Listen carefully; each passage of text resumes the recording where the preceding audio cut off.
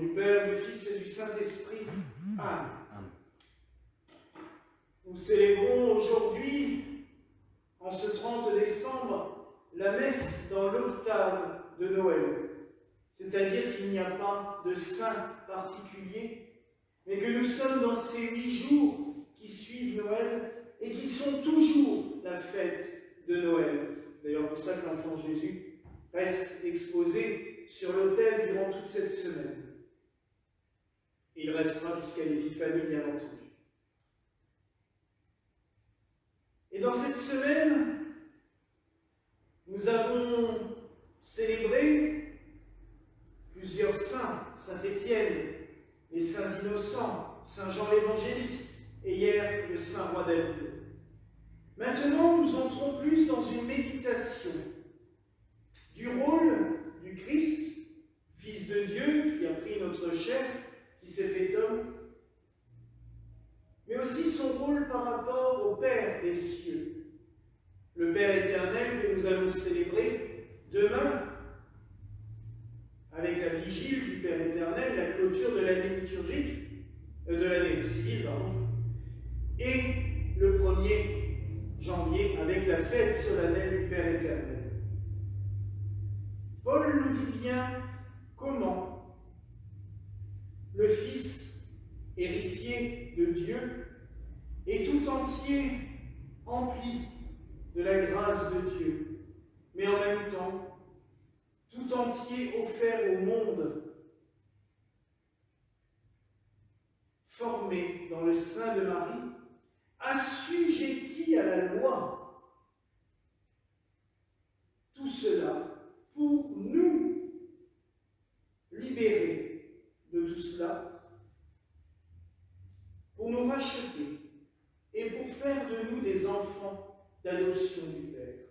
Ainsi, avant de prier et de méditer autour du Créateur du monde, du Père éternel, nous méditons sur le Fils.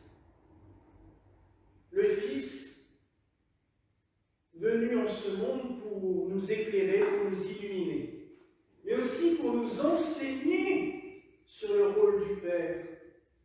Et quand nous lisons les enseignements que le Christ nous a laissés, nous pourrions nous dire comment on a pu présenter Dieu comme quelqu'un de si méchant et de si virulent au cours des siècles, alors même que lui ne fait que nous dire « Priez-le ainsi, notre Père ».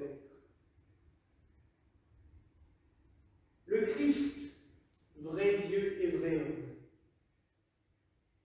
il s'est fait humain comme nous, mais sa mission divine a une importance plus que considérable. Beaucoup croient que Jésus n'est qu'un homme, qui a vécu des événements remarquables. Mais non, on n'est pas là. On est beaucoup plus loin de cela. Le Christ vient pour nous racheter, vient pour nous sauver, vient pour nous sortir de tout cela, pour nous emmener vers cette lumière, et surtout nous emmener dans les bras de son Père aimant, au point que cela a bouleversé le vieillard Siméon et Anne, la fille de Phanuel, qui sont totalement transformés, j'allais dire même transfigurés en voyant ce bébé et en se disant « Voilà le Sauveur du monde ». Mes frères et sœurs, vous qui nous regardez aussi, n'oublions jamais à quel point la mission du Fils est importante. Notre rédemption, sauver notre humanité qui partait joyeusement et considérablement à la dérive. Mais aussi nous réconcilier avec un Père aimant. Tout l'Ancien Testament, c'est un petit peu comme ces relations conflictuelles entre un père et ses enfants. Le père ordonne, les enfants ne comprennent pas. Le père punit, mais on ne comprend toujours pas.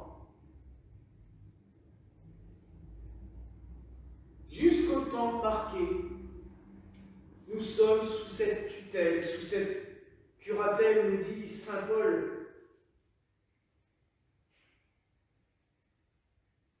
Et un jour, quand nous sommes devenus assez mûrs, le peuple de Dieu en général est devenu assez mûr, le Christ nous a été envoyé, devenant notre frère.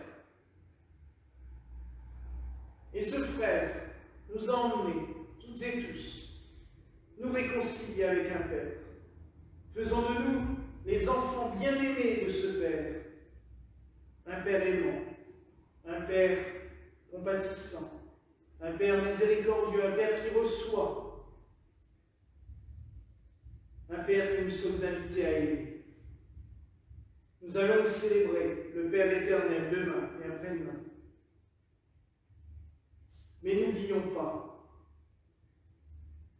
par qui nous l'avons connu. Le Christ nous dira, qui me connaît, connaît le Père. Prenons le temps de connaître le Fils. Lisons régulièrement les saints évangiles. Laissons baignés par tout ce que le Christ a à nous dire. Le Christ tout-puissant qui fait des miracles, qui guérit. Le Christ mort sur la croix, mais aussi le Christ enfant, dans sa simplicité, dans sa pauvreté. Laissons-nous enseigner par lui. Oh, que c'est compliqué de se laisser guider par d'autres. Quand nous voudrions tout gérer, tout diriger dans nos vies. Se laisser guider par-dessus par une lumière bien plus puissante. Oh, mes frères et sœurs, qu'il est dur. Et on se dit, mais comment un petit enfant, né dans une mangeoire, pourrait-il nous guider? Tout simplement, par son humilité, sa pauvreté, et aussi par son abandon, son anéantissement. J'ai utilisé beaucoup ce mot depuis 8 jours, mais c'est tellement vrai. Par son anéantissement. Il s'anéantit totalement à la volonté du Père. Pas comme des pantins, pas comme des marionnettes, même si ça rappelle la chanson. Le marionnettiste, mais non, nous ne sommes pas un pantin attaché à des ficelles, aux ficelles d'un marionnettiste, comme le chantait Pierre Bachelet, mais nous sommes des enfants. Nous devons nous laisser guider par le Père. Sa volonté est toujours bonne pour nous. Il faut juste savoir la reconnaître. Demander l'abandon à la providence. Oh là, que c'est dur. Pourtant, nous récitons souvent ici cette prière à Saint Joseph. Ô bon Saint Joseph, miroir de patience, donne-nous de nous abandonner dans les bras de la providence divine. Mais que c'est dur à faire. On a souvent du mal. On veut tout contrôler. Et l'enfant Jésus, c'est ça qu'il nous montre. Se laisser guider par un Père. Joseph, l'ombre du Père éternel. Laissons donc, frères et sœurs, accompagnés par le Fils et guidés par le Père. Voilà la grâce que je nous souhaite en ce jour. Au nom du Père, du Fils et du Saint-Esprit. Amen. Amen. Et que la paix du Seigneur soit toujours avec vous. Et avec votre esprit.